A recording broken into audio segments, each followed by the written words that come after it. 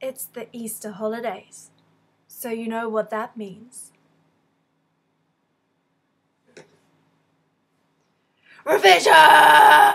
So today, as I was sitting there revising on my own, I thought, hey, why should I be revising on my own?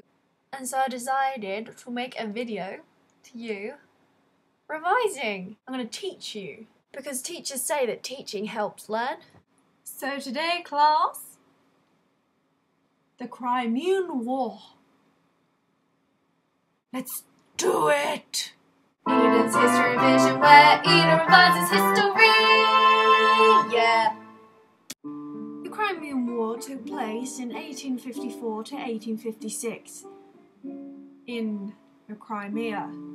The three main reasons for this war was fear, control, and power. Ultimately, the war was Russia versus Britain, Turkey, and France. Russia wanted the Turkish Empire because it was weak and about to collapse.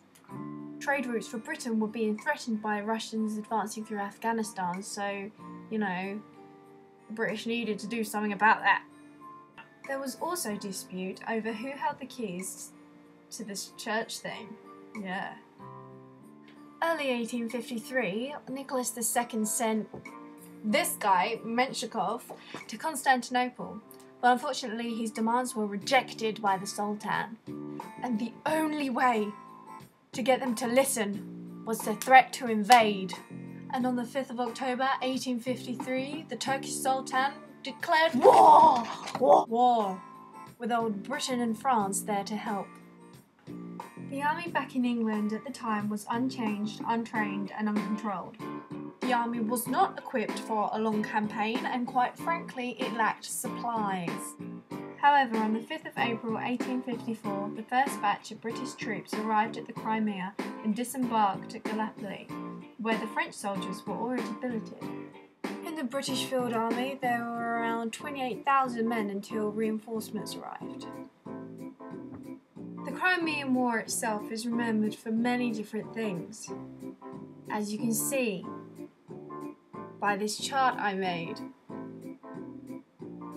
Mainly its logistical errors, for example the supply situation, and also its tactical errors. I ain't going for charge of the Light Brigade. What? Yeah, the charge of the Light Brigade. It's also famous for the work of Florence Nightingale and Mary Seacole, who pioneered modern nursing whilst caring for the sick, wounded soldiers on the battlefield. And it was the first extensively documented war, thanks to the reports of William Russell and the photographs of Roger Fenton. However, these reports showed the reality of war, and therefore it made Great Britain very angry. Look at little Great Britain. He's not happy. And then finally, on the 30th of March 1856, it was the end of the war, with the signing of the Peace of Paris Treaty. Everyone got along, yay!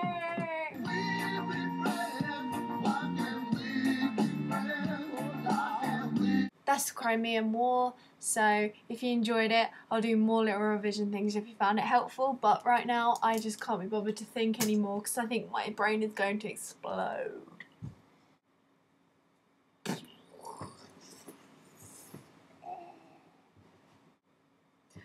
Bye guys.